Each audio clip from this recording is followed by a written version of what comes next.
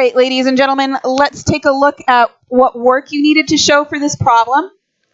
Oh my God, I'll narrow your view down so you can't see all of that stuff, because that's a lot of stuff.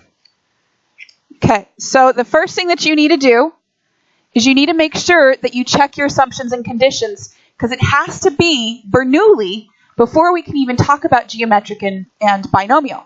So what that means is you got to have a success or failure so that we can talk about probability.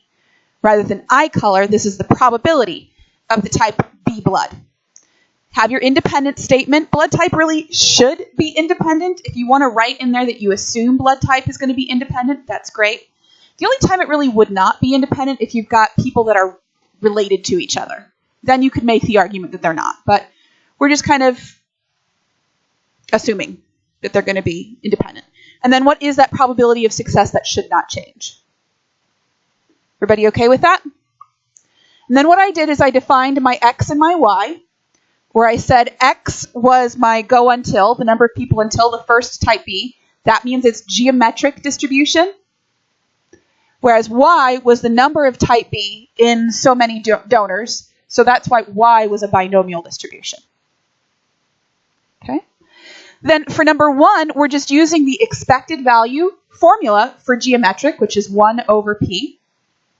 Please understand this one is talking about context. How many blood donors? That means 9.1 donors is what we're looking for. When we're talking about probability, we don't need a label, which is why for 2, where it says just 1, you don't really need that label. It's just a probability. Yes, ma'am? Nope. Nope. Okay, they are going to be up on the board, but I don't know if you can make sense of them. Or on the wall. That's not the board. That's the board. That's the wall. Okay. For number 2, technically you could actually use calc speak because this is a geometric distribution. And I'm just showing you here that you can get the same answer using your calculator by doing geometric PDF. P is when you're talking about just one value. C is a range of values. So geometric PDF, where P is 0.11, X says to happen on the 10th. And you can see here that you get the same answer. I personally think this is just easier. Yeah. I think for geometric PDF, that's the easiest method to go. And y'all know me, I'm always about doing the easy way. But you can use calc speak with this if you put P equals 0.11 and X equals 10. Then calc speak is okay. And geometric and binomial are the only times in this class that calc speak is okay. It's like they're very specific about that. All right, so those 2 were geometric, and then we switch to exactly 2 of the first 20. So here I have to say, because over here I didn't list it an n because I knew it changed so much in the problem. So I said now we're talking about n is 20. So the probability that y is equal to 2, you can either use the formula, 20 choose 2 times 0.11 squared times 0.89 to the 18. Or really, when you're doing binomial, because you have to do that NC or NCK or NCX, whatever it is that you're talking about, how you want to use the letters, this guy is really kind of easier to just go to the binomial PDF, because it's exactly 1, where we have, 20 trials, still that 0.11, and this time we were talking about 2. And that's a quick and easy way to get your answer for that.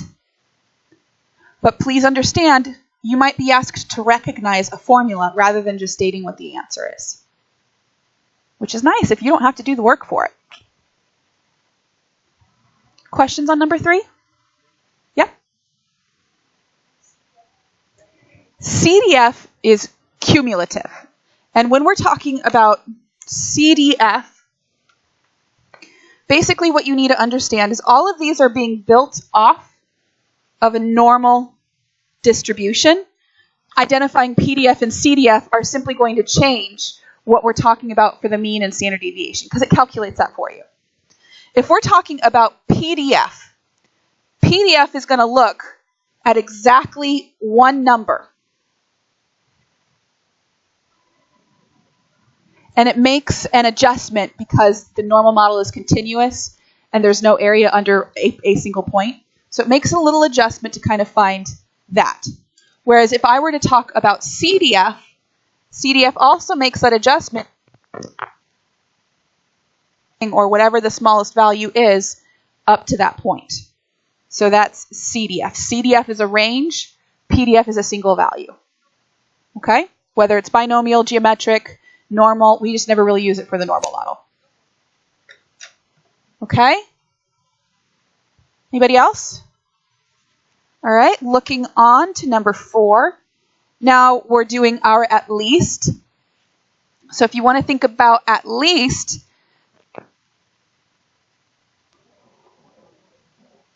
we're going up to 10.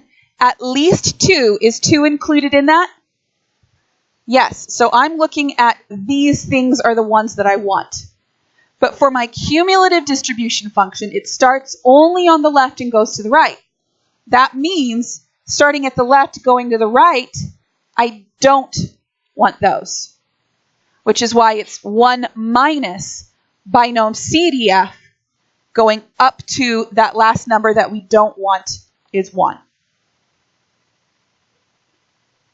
Okay. I'm visual, so a lot of times you'll see me working it out like this, just so I can kind of think exactly what number is included and which one isn't. There's nothing wrong with that. You do what you got to do. Questions? Okay, so number 5. Now we're just talking about your binomial distribution, your formula for expected value and standard deviation.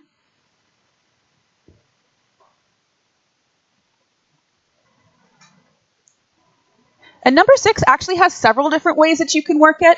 Since on number 5, we're talking about the same number of donors that, I guess, I'm assuming it's the same number of donors. And we'd already found the mean and standard deviation. I just said unusual is more than 2 standard deviations away. And so that would mean 2 standard deviations away is right here or right here. But the problem is we're saying we wonder if the estimate was too high. The estimate would be too high if what we think is actually less than that. So that's why I'm going 2 standard deviations this way and not that way. You could also do inverse norm if you'd like, and do inverse norm with your mean and your standard deviation, where the probability that you're looking at is 0.05, because that's unusual. Whichever way that you want. And please don't tell me how many type B blood donors would it take you to convince. Don't say 8.84 blood donors, because are you going to actually see 8.84 blood donors? So that's why you need to kind of justify anything less than 9, which would be 8 or below, or 8.84 if you want to go there. That's how many people you would actually see. Okay? Yes, no. All I want to do today is get a lot of practice on this, and that's it. That's my goal. Practice. Okie dokie. Hoke fanoke. Okie dokie. Today we're doing our last day of chapter 16, and really, just practice. Absolutely no new information today. And please recall, is your quiz today? No. Your quiz is going to be next class. Okay? All right. So now I want you guys doing problems 7 through 12.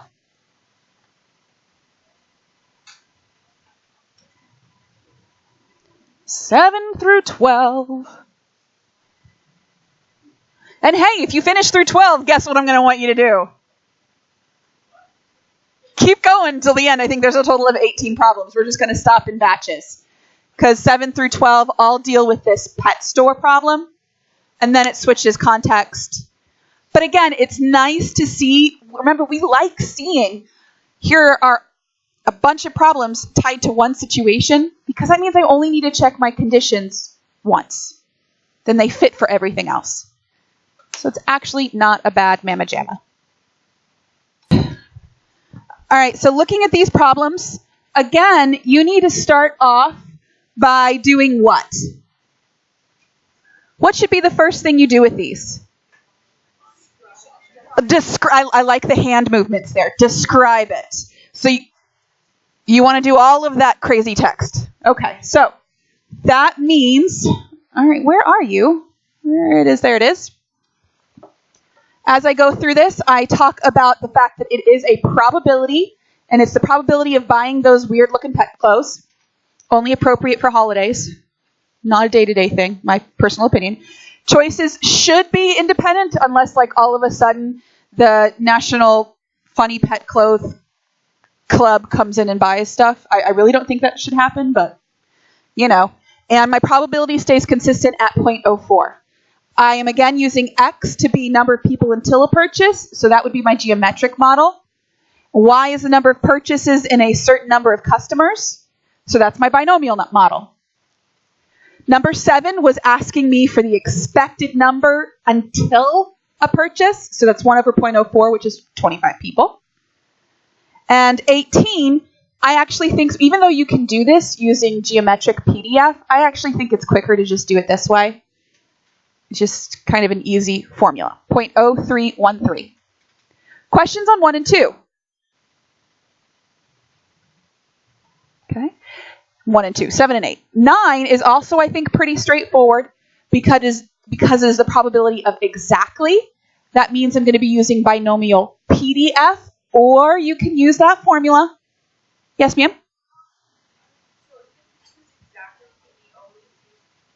Yes. Yes, and when it says at least or at most, those are ranges of numbers, so that's always going to be a CDF. You just have to be careful if it's 1 minus or not. Yes, ma'am?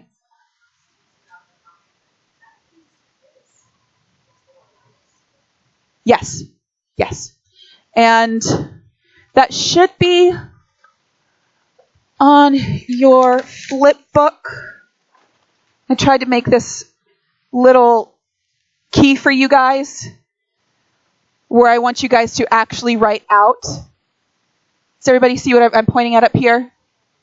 Yeah. So again, everybody look up on the board, please, ladies. I want you guys, I've given you these things so that you know exactly what it is that you're talking about. And that way you can see probability of exactly. That's PDF. F most is CDF. And you can say less than, at least, more than, so that you know all of the different combinations. I don't think so. I think you're supposed to put that on the flip book. But now it's in the recording, so you can just find the spot, pause it, and hey, write it down. Okay? All right. So there's that. So we're good through number 9? Yeah? Okay. For number 10, this is where we're talking about at least 3. So that means I'm going to do, for greater than or equal to 3, I'm going to do 1 minus the probability of less than or equal to 2. So 1 minus binomial CDF of all that stuff. So that was 0.2145.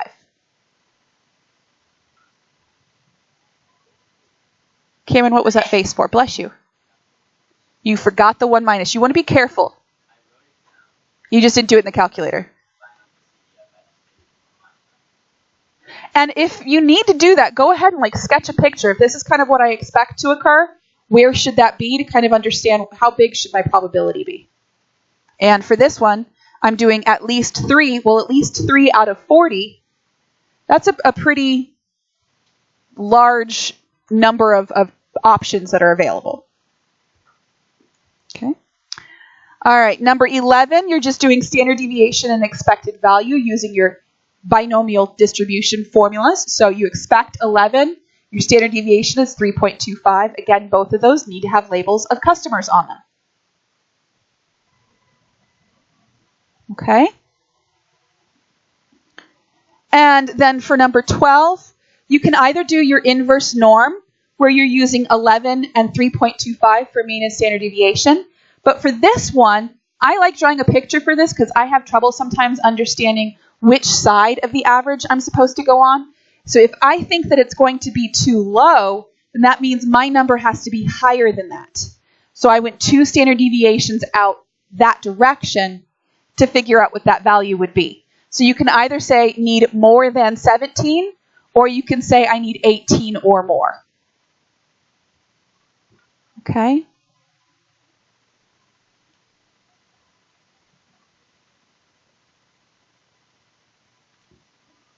And then the problem that I do just for my dad. The last problem is all about fishing and nibbles. Everybody loves the fact this problem says nibbles like a billion times. Any other questions through number 12? We're good? Sweet. Go through, finish it. It says practice quiz. Basically, these guys are going to look very similar to your quiz, so I just changed the names of them. Hopefully we've kind of hit our stride, but here, whoa, that went way too fast. Okay, so first thing again, 13 is basically setting up, checking your requirements. P is the probability of a nibble. The really weird thing here is, you got to assume your nibbles are independent. The probability of that nibble is 1 over 15. You don't have to put it into a decimal unless you want to. I typically just deal with whatever they give me. And then kind of say, hey, take it easy. And because we're testing it out of a set number of 50, that means it does satisfy my binomial situation, my binomial scenario. And I did go further and define x and y for geometric and binomial, just so that I wouldn't have to do it any other time. For 14, we're looking for the probability that y is equal to 5. You can either write the formula out, or you can do your binomial PDF, where n is 5. N is supposed to be 50. Boop. N is 50. The probability of success is 1 over 15. Dude, what is with me and leaving off digits? And x is 5. So it's 0.125. We okay on that one? First math problem, okay. For the next one, I really squished those answers in there, but the expected value for y should be, if we have those 50 attempts, 3.33 nibbles, and a standard deviation of 1.76 nibbles. Nibble, nibble, nibble, nibble, nibble. Blah, blah, blah, blah. Just a fun word to repeat. We okay with that?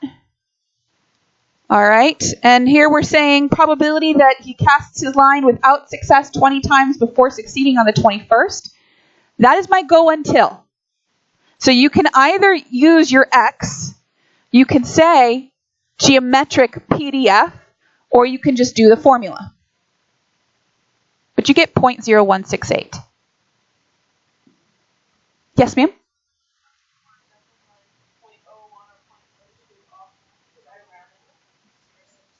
Yeah, for that's why it's best when you're doing your probability to leave it as a fraction. Don't round your probability. Because you wouldn't lose everything, but you'd lose a small amount. Okay, so when you get a fraction like that, you're usually doing it for that idea that, you know what, this is not going to be nice numbers. Okay, and then 17, you find that the expected value is 16.67. Standard deviation is 3.94 nibbles. And for number 5, you can either think about that as a picture, and then with your standard deviations where 5 falls, or, because this is like doing the backwards way. Before we were saying what would it take, now we're saying is this. So a z-score is a pretty nice and easy way to calculate the fact that you're more than 2 standard deviations below the average, so you had a really bad day.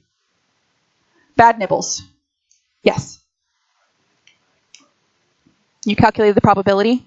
That's fine, and you got less. And what was your probability?